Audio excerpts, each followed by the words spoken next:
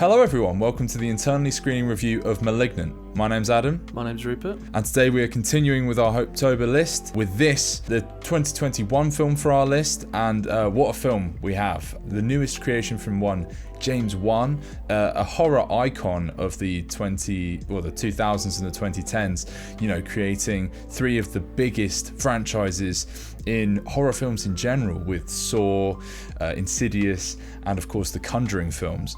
Really, is there any bigger force in horror films right now? I doubt it. And so what he's seen fit to do is release unto the world one of the most bizarre, goofy, and kind of disguised horror films that I can think of in recent memory. It kind of poses itself initially as one of your sort of standard kind of Conjuring, haunted type films. In fact, it feels very like Insidious in like the setting in the house and the bump in the night kind of shenanigans. But then as the film unfolds, more and more bizarre and ridiculous story details unveil themselves to us.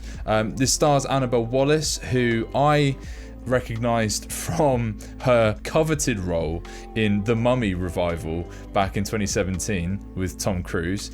I have no memory of that film whatsoever. I just remember her having to, suffering through that. This is a step up from that, if nothing else. I guess before we go too far into revealing the insane details of this film, I will pass it to you, Rupert. What did you think of Malignant? Well, much like almost all of James Wan's films, I thought it was really bad in a way that I completely loved. Right. I was completely entertained pretty much from start to finish. It is probably objectively a really bad film, but there's enough filmmaking craft to it. He's not an untalented director.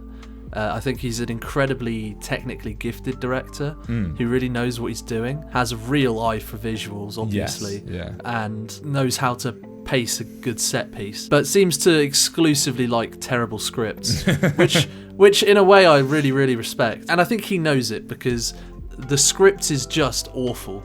It's a really, really bad story. Yeah. And I think he embraces every element of the sort of trite, cheesy, ridiculous plot twists that as they come, but he doesn't do it in a way that's tongue-in-cheek and wink and a nudge.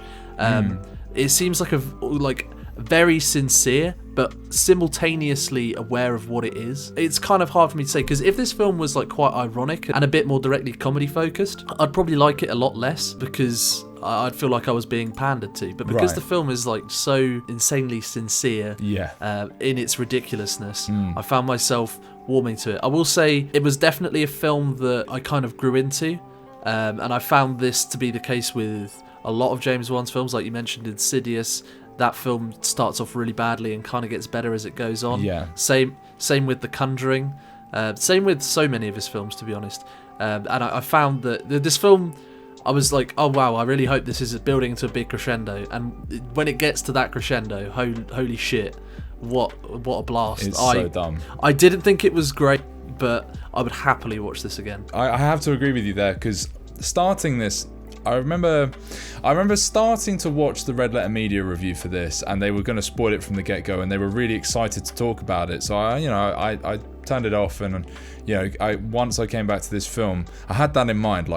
This excited those guys. What on earth about it is so special? And starting it off, I was like, well, this is just painfully generic. And I think that's something that's kind of genius in its setup, because I think this is a film where James Wan has done so much within horror in kind of more standard ways. I mean, with the Saw films, he essentially helped pioneer the subgenre of torture porn, for better or for worse. So he's had an influence and explored a range of more sort of standard horror tropes, I guess.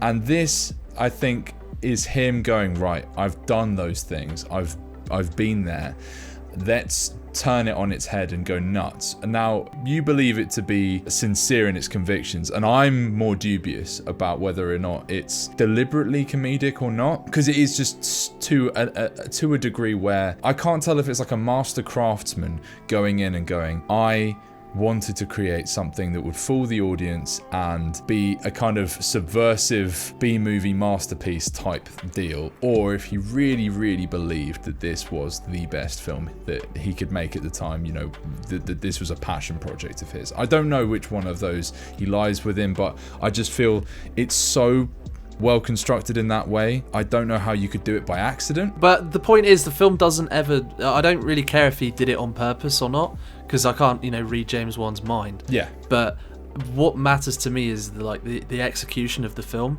and the film just doesn't have any ironic humour. There's like a few jokes in this film, but they're mostly like pretty within story, like attempted pieces of banter, and those jokes are all bad. They're not funny. Right. So they're like more kind of typical modern movie type jokes. I can't even think of any. I just remember that there were some. The humour comes through the ridiculousness, not the actual dialogue at all. Exactly, and that I'm fine with, because as long as basically what would put me off this film and make me be more dubious of it would be if there was like Marvel type, oh my god, did you see that? That's like the thing from the 80s or something. Like, this reminds me of this TV show. It doesn't really have any of that. And the film is like very sincerely trying to touch on like kind of deep real life issues about like trauma, cancer, pregnancy. It has this kind of body horror element to it. Yeah. That I don't think it's really saying like anything particularly insightful or poignant. But I think it is actually trying to say something, which just increases my enjoyment of it, even though it does kind of fail at those things. Yeah. I think to explore this film to its fullest, we do need to kind of go into spoiler territory. So given that this is a new film, if you don't want it spoiled for you, please... I think me and Rupert would both advise, regardless of... You should go into this blind. Yeah, you need to go into it blind. You will have a wild ride, regardless of whether you enjoy it or not. And if you enjoy kind of, I guess, horror films that take a bit of like a sudden detour and kind of subvert your expectations, then this will certainly provide you with like a lot of entertainment. So all that said, okay, so the film starts off and we're shown footage from a spooky children's hospital, and they seem to be doing experiments on one of the children at least, and there's this kind of weird action scene where people are getting pulled into this room and murdered, and they have to neutralize the child who's causing all this havoc. You don't see what is on the other side of this polythene curtain, but it's some kind of hideous demon child, and you're like, oh, okay, that seems really spooky. And then it just cuts. You just go, all right, done. And we go to Annabelle Wallis living at home with her husband. He's abusive. They've had multiple failed pregnancies that have all been like miscarriages. He takes his anger out on her and causes her to smack the back of her head. And little do we know that this is a key pivotal moment in the plot that is about to unleash all kinds of complete fuckery upon us. Later that night, the husband is sleeping on the couch, and that's when we get our first like spooky bump in the night horror scene, and he is killed. And then we have a police procedural, which is straight out of Saw. It feels very much cut and pasted straight from that series of films. And then that follows on with a series of murders that all seem to relate back to this opening scene in the hospital, and we're sort of left wondering like, how is this related to our lead character? Well, it transpires that the murderer, the demon child, is in fact a malignant tumorous growth out of the back of Annabelle Wallis's head that they had to do some kind of twisted, demented surgery to get rid of, but they were fused at the brain, so they couldn't like completely unfuse the two of them. So he has some kind of presence still in her brain, and when she is hit in the back of the head, it essentially opens him back up into the world. And whenever he goes on a killing spree, he essentially, like, the back of her head opens up, his eyes pop out in the most goofy way possible, and he takes control of her body. I shit you not, it's taken me about 10 or 15 minutes to explain this just between me and Rupert. So God knows what the fucking Netflix pitch was, or whatever fucking thing, like, can you imagine trying to sit down and say, right, I've got this horror film, yeah? And then just an hour goes past and you're still trying to explain your core concept. I don't know how that pitch meeting went. Well, but with James Wan, he can turn pretty much anything into gold. He made Aquaman work. He made kind of boring ghost stories work with Insidious and Conjuring. and he's done Fast and Furious films, so he's got a sort of an eye for the ridiculous. Yeah. And I will say the plot machinations of it, like whether or not it's a good story with a good twist, is one thing, because I don't know if it really is. But I think the way the film commits to it and pulls it off, even though I kind of quickly figured out what was going on, there's like a lot of quite easy cues. I thought particularly when they linger on the scene where she hits her head, it's pretty easy like that. You know, they linger on it and you're like, okay, that's clearly like, that's relevant. significant, yeah. And then you get shots of the bad guy moving around, and when you see them moving around, and you hear them talking in this sort of psychic way. Yeah, he communicates through like electric appliances and stuff. Yeah, and you'll think the way it moves, you can kind of see. It's like weird. It's inhuman. But yeah, to be fair, the way that is like quite a common thing, particularly in like Japanese horror. You know, like there's a lot of like uncanny movement is just a kind of general horror trope. So, from my perspective, I didn't necessarily get that cue from that.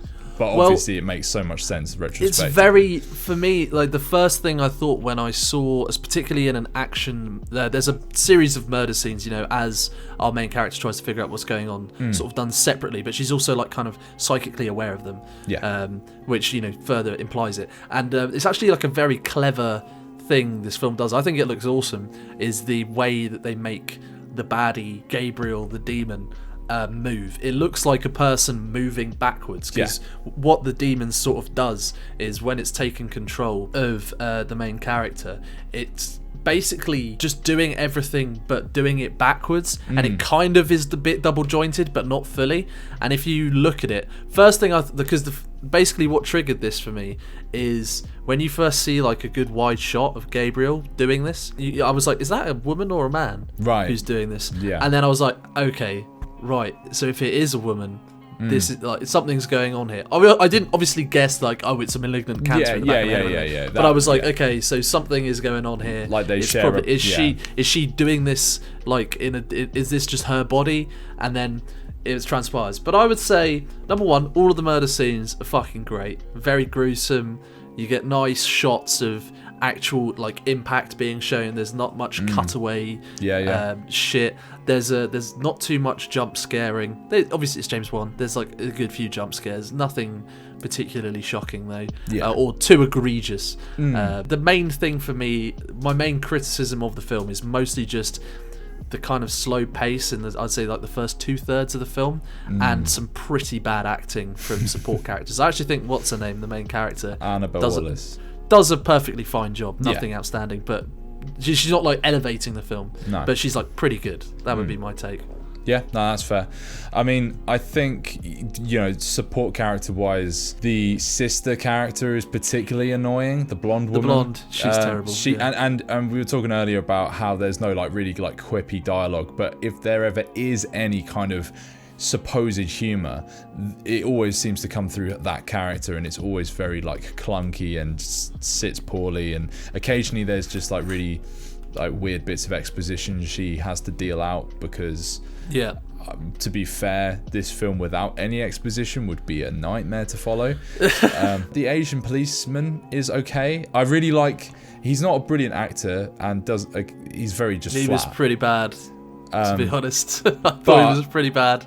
Yeah, fair enough. I mean, I'm not going to argue with you on that. I mean, he didn't do anything to win me over particularly, but he has one great scene, not really acting wise, but just the chase scene he has when he's following on from one of the murders. Yeah, that's a great scene. He gets there around the time of the murder just happening, and then they do the chase, and this is where you really get to see the full movement of the body it's like that's being backwards demon parkour. It's fucking awesome. It's awesome. I love it. And I expected it to be one of those chases where they escape into a room somewhere like out of sight, and it's like, oh damn, they got away. But they just keep going. Like they just keep going into like more and more ridiculous locations. Yeah, like when they get to the like outstairs staircase, you're like, all right, this has to be it. And it's like, nope. It starts jumping down, and then he has to like jump this ridiculous height. One thing I would say is, as a criticism of the action of this film, it seems to be very inconsistent. There's a couple things, right? This is sort of a criticism. I sort of love it. For some reason, the backwards demon not only is a backwards demon, apparently gives the woman's body super strength. Because she's able to like punch people out, like fucking do these like huge parkour moves where she's like dropping and then catching and then dropping and then catching. And like, not only that, it fucking knows like kung fu. It's like the most experienced fighter. It's like taken out entire police departments with like hand-to-hand combat. It's amazing. Yeah, no, it is ridiculous.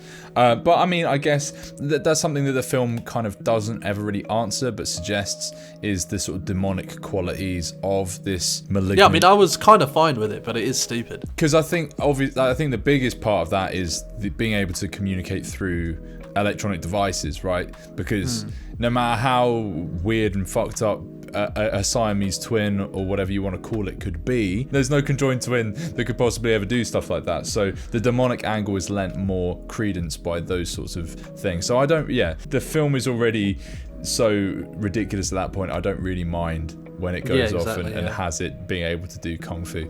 But I really like that chase scene because they make great use of, I believe it's set in Seattle, and I had no idea about this. There's like an undercity to Seattle, and they had to like, basically they decided to build, they raised like the city up, like they started building all these old like Victorian era. Well, they quite cleverly worked that in as exposition. Yeah, and it turns out it does turn out that's all real. Like it's so what they basically end up in this place, this sort of supposedly haunted. They're doing like this ghost tour earlier, undercity, and they sort of goes from like room to room until you get into like this spooky kind of catacomb full of like old Victorian carriages, and it's just covered in smoke. I don't know what the fuck the smoke's doing there, but why not? And that's where they have this like big sort of fight. Both parties end up pretty alright after it, but it's a set piece I really wasn't expecting. It really hits out of like left field because it just. Well, to be honest, I didn't expect any of the set pieces in this film. Yeah. I like guess the final set piece has to be one of the best non sequiturs because I just did not think that was going to be how it ended. Well, are you talking about the police station fight?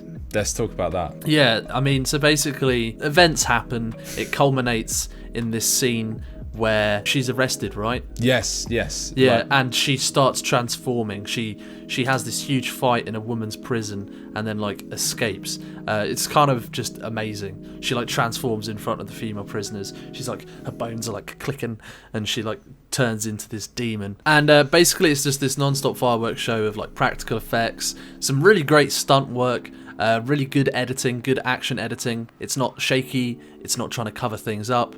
It's got some great gore, some really gruesome moments. You've got bone snapping, you've got people getting shot. It just turns into this great action film out of nowhere. Yeah. And whilst the core of the film is not that strong, to me, it gives me enough to be kind of invested, and at least I'm not just, purely sat there.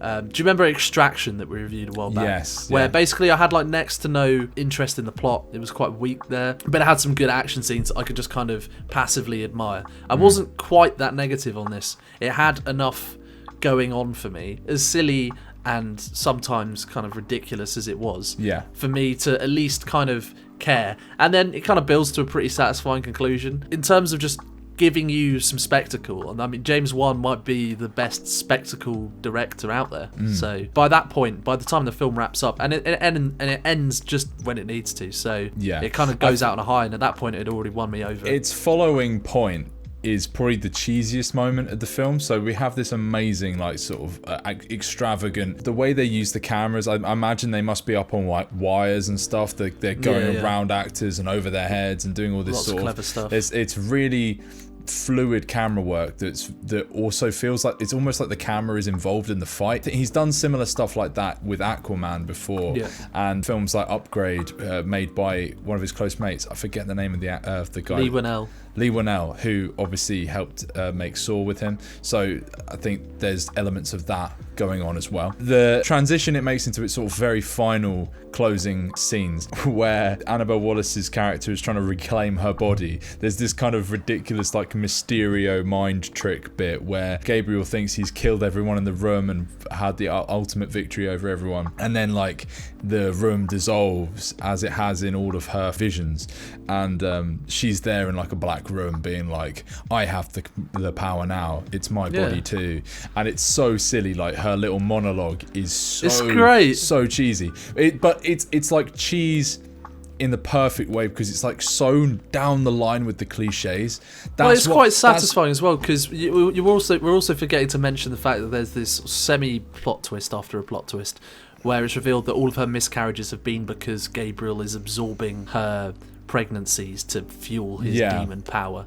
So it does make you think like, oh, what a piece of shit, right? So that cheesy bit kind of landed for me a little bit, because I was like, yeah, get him, girl. I think maybe you had more of an emotional connection to it than I did. I was just kind of like, this is just unparalleled ridiculousness, and I was totally on board for that, but I did not connect with it. It didn't make me feel emotional, like, but it was like satisfying, you know, because it's like, oh, the demon ate my babies. That's fucked. Well, that detail is communicated in like a weirdly offhand bit of exposition as well. Again, delivered by the blonde sister. That's just like, he was doing this thing, and like, it's like, how does she know? Yeah, how does she know? No one else told her this beforehand. She probably just guessed it, and like, you know, in a double bluff situation, Gabriel essentially confirms it. I think the humor in it being so cliched in those final moments is one moment where I really get the impression James Wan is turning and winking at the audience, because if you're, I don't think so. I think it's complete. Like,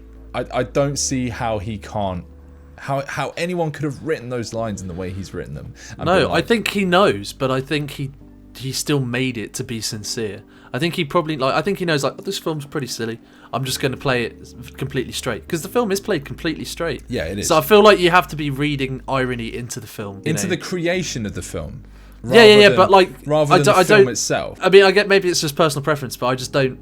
That doesn't bother me at all. I don't think it bothers me. I get enjoyment out of it. I'm more just trying to decode what the hell led to this film's creation, because when you're presented with something this ridiculous but this high budget and from such a like well-established filmmaker, it feels like there's so many levels of sort of meta like irony surrounding it, from my perspective at least. I feel like we're just accustomed to that, because that's such a inherent nature of so many comedy films these days. Perhaps. But I don't think it's the case with this one personally. Okay, well, we'll agree to disagree on that one. So outside of like the clunkiness of the opening, really actually for like a good like 40 minutes in, it took a long time for me to really warm into this film, but once I did.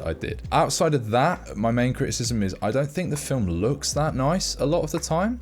I think it flits between looking really crisp and then really cheap, and I think it's to do with the wide-angle lenses that James Wan is completely addicted to using, and some of them, I don't think they have like the same fidelity maybe as the more standard film cameras he's using, or whatever. I mean, it definitely has a Netflixy quality to it, but it kind of worked in the aesthetic for me. I don't know. It felt like it was very set, and like it felt like fly on the wall in a weird way that I didn't like. That I don't know. It just felt like a really cheap looking expensive film half the time. That is kind of his thing though. Like, so many of his films are they kind of look like that. Like, whenever there's not something special going on, it's pretty standard cut back filmmaking, you know.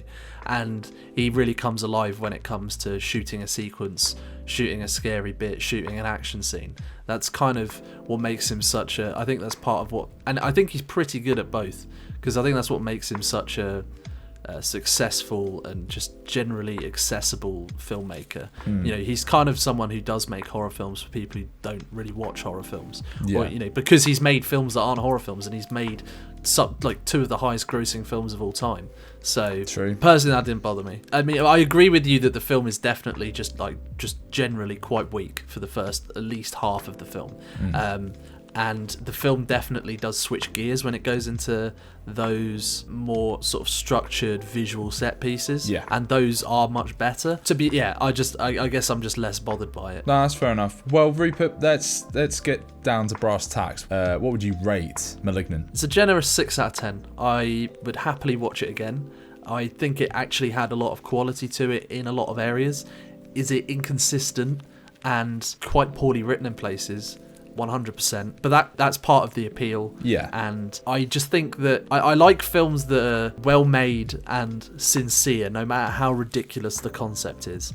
And I think there's plenty to appreciate about this, even with the caveats that you would typically get with a James Wan film. Okay, fair enough. I think you're being very kind to it. I think my personal rating would be a 4 out of 10. I agree it is incredibly enjoyable, but there's just too much of it weighing down, and I think you're being a little bit sort of this is a strange one for me, but I'm so used to being the kind one and you being the cynical arsehole, and I'm now the cynical arsehole, so I don't really know where to stand with this. You calling me an arsehole? No, I just, What the fuck? Just in a manner of speaking, Rupert, you're not an arsehole. I just think the film is like quite well made, and even with the stupid story, I could happily, for it to be a 4 out of 10, it has to be quite badly made, and I just don't think the film is badly made. I disagree. I think there are elements to it that are quite badly made. I think it's like poorly. I think the script is badly made. Yeah, I think that. I think the ill-fitting shots going. Yeah, I think it's quite ugly in so much as there are beautiful moments and there are ugly moments, but I think the cutting to and from makes for an overall quite like cluttered, clunky experience, visually at least. Performances are quite bad, apart from Annabelle Wallis and whoever's doing the voiceover for Gabriel. All I'm saying is I would love to watch this again with someone who hasn't seen it. Oh no, I'm not saying I don't want to watch it again, but I'm saying that it is a really enjoyable bad film, and I think you're saying its enjoyability makes it a somewhat good film. And I don't agree with that. Yeah, no, I agree. I agree with me. Wow, I make such good points. Well, that has been our incredibly cluttered and clunky review of Malignant. If you enjoyed it, please give it a like and maybe give us a subscribe if you're interested in more horror movie reviews, more podcasts and James Bond reactions and all sorts of stuff we've got coming out. If you disliked the video, give it a dislike. We will catch you again next time for more spooky content until we get to the very end of our series, because we are committed and we'll get done even if we're at fucking Christmas and we're still doing these bloody reviews. I don't care, it's happening. Fuck so yeah. I've been Adam. I've been Rupert. And we will catch you again next time, hopefully tomorrow. Peace out. Peace.